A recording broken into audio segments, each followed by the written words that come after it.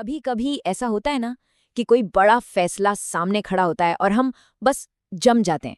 समझ ही नहीं आता कि करें तो क्या करें। आज हम भगवत गीता के एक बहुत ही गहरे श्लोक से इसी उलझन का हल ढूंढने की कोशिश करेंगे। एव मुक्त्वा हृषिकेशं गुडाकेशः परन्तपः न योत्से इति गोविंद मुक्त्वा तूष्णीं बभूवः। जरा सोचिए, सीन क्या है। कुरुक्षेत्र का मैदान है, सामने दुश्मन की सेना और एक ऐसा योद्धा जो दुनिया का सबसे बड़ा धनुर्धर माना जाता है, वो अचानक कहता है मैं नहीं लड़ूंगा। ये सिर्फ एक ना नहीं थी, ये तो अपने कर्म से, अपनी ड्यूटी से मुंह मोड़ना था। और सच बताऊं, ये सिर्फ अर्जुन की कहानी नहीं है, ये कहानी हम सब की है कहीं ना कहीं। जब भी कोई बड़ा फैसला लेना होता है, कोई बड़ा कदम उठाना होता है, तो हम सब पर भी तो ऐसा ही प्रेशर आता है ना। चाहे वो करियर बदलने का फैसला हो, या कोई नया बिजनेस शुरू करने की हिम्मत, या फिर किसी रिश्ते को एक और मौका देने की कोशिश, अक्सर डर हमें रोक लेता है। पर सवाल वही है, ऐसा होता क्यों है, हम जम क्यों जाते हैं। तो चलिए इस हजारों साल पुराने ज्ञान को आज की जिंदगी में उतार कर देखते हैं। एक छोटी सी कहानी से समझने की कोशिश करते हैं कि ये पूरा सिद्धांत काम कैसे करता है और हम लोग अटक कहाँ जाते हैं। तो कहानी कुछ यूं है कि एक इंसान है और उसके सामने जिंदगी का एक बहुत बड़ा मौका आता है। मान लीजिए एक नई नौकरी है किसी दूसरे शहर में, या शायद एक ऐसा रिश्ता जो सब कुछ बदल सकता है। लेकिन उस मौके पर खुश होने की बजाय उसका दिमाग क्या होगा अगर के लूप में फंस जाता है। क्या होगा अगर मैं फेल हो गया, अरे लोग क्या कहेंगे, अगर सब कुछ बिगड़ गया तो क्या होगा। अब यहाँ पर एक बहुत जरूरी बात हो रही है, इसे ध्यान से समझिए। उसका पूरा फोकस काम करने से हटकर उसके रिजल्ट पर चला गया है। मतलब वो एक्शन के बारे में नहीं सोच रहा, वो तो बस बुरे अंजाम के बारे में सोच सोचकर परेशान हो रहा है। और आखिर में होता क्या है, डर जीत जाता है। वो इंसान कुछ भी नहीं करता, उस मौके को हाथ से जाने देता है। बिल्कुल वैसे ही जैसे अर्जुन ने कुरुक्षेत्र में अपने हथियार डाल दिए थे।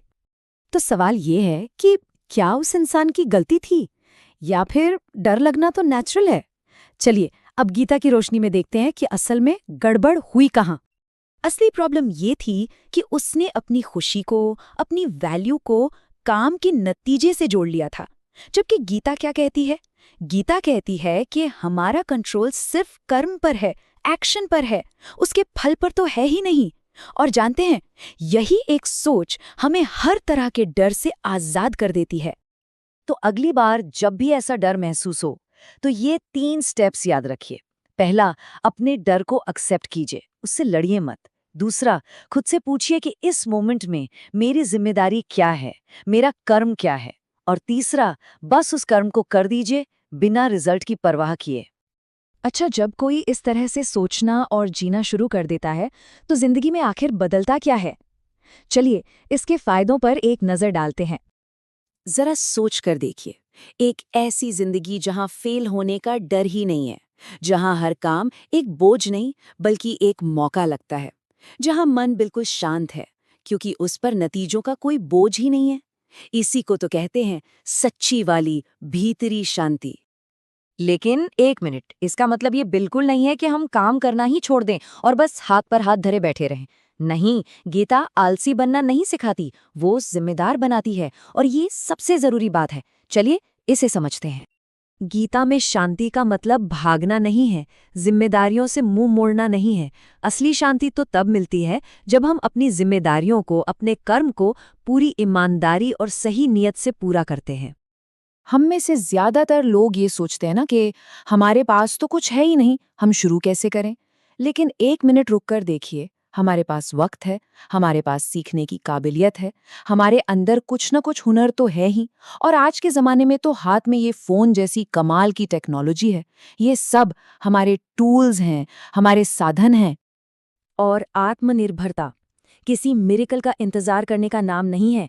आत्मनिर्भरता का असली मतलब है आज, अभी, इसी वक्त हमारे पास जो कुछ भी है, बस उसी से शुरुआत कर देना। तो गीता हमें अपनी जिम्मेदारी उठाना सिखाती है। और जो लोग इस रास्ते पर और आगे बढ़ना चाहते हैं, इसे और गहराई से समझना चाहते हैं, उनके लिए डिस्क्रिप्शन में एक सिंपल गाइड भी दी गई है। तो आखिर में बस एक बात याद रखनी है, अपना बेस्ट एफर्ट दीजिए और बाकी सब छोड़ दीजिए, क्योंकि सच्ची आज़ादी और मन की असली शांति इसी एक सोच में छिपी है।